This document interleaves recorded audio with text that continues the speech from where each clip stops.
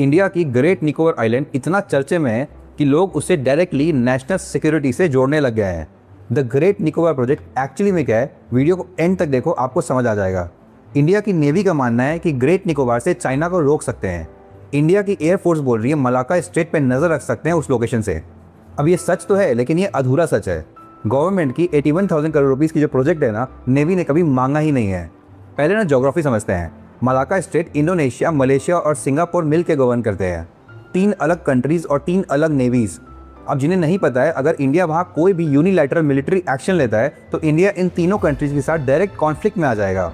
अब सबसे शॉकिंग बात यह है कि आइनस बाज 2012 में ही वहाँ कमीशन हो चुका है, जो डायरेक्टली मलाका स्ट्रेट और 6 डिग्री चैनल को ओवरलुक करता है। Dornier reconnaissance aircraft, P-81 Poseidon surveillance planes सब वहाँ से ऑलरेडी ऑपरेट करते हैं। Anti submarine warfare, intelligence gathering, sea lanes की मॉनिटरिंग, ये सब ऑलरेडी हो रहा है आइनस बात से।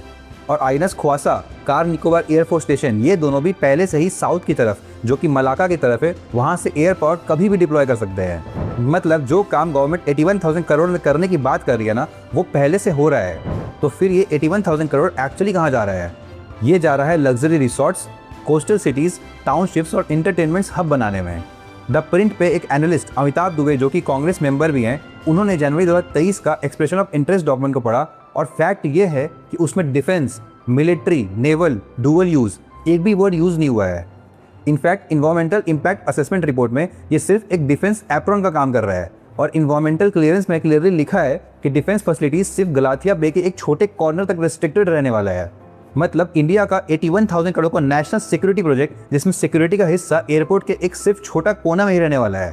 Farmer navy chief admiral Arun Prakash India के सबसे बड़े नेवल ऑफिसर हैं। उन्होंने खुद कहा है कि ग्रेट निकोबार के नॉर्थ में जो आइलैंड्स है, वहाँ मिलिट्री डेवलप करा जा सकता है बिना इकोलॉजिकल डिस्ट्रक्शन के और बिना ट्राइबल डिस्प्लेसमेंट के।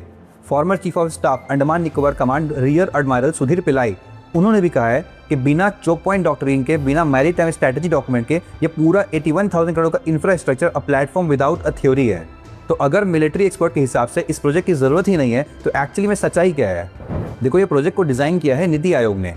फिजिबिलिटी रिपोर्ट बनाई है AECOM इंडिया ने, जो कि एक प्राइवेट इंफ्रास्ट्रक्चर कंसल्टेंसी है। NITI Aayog economic planning body है, ना कि इंडिया की डिफेंस प्लानिंग बॉडी। नेवी और आर्मी से किसी ने पूछा तक नहीं है, तो फिर ये नेशनल सिक्योरिटी का लेवल क्यों लगाया गया? इसका जवाब मैं पार्ट 2 में दूंगा। अब आपको क्या लगता है इस प्रोजेक्ट के बारे में? कमेंट में बताओ और ऐसे ही अमेजिंग इन्फॉर्मेशन के लिए मुझे फॉलो करो और चैनल को सब्सक्राइब करो।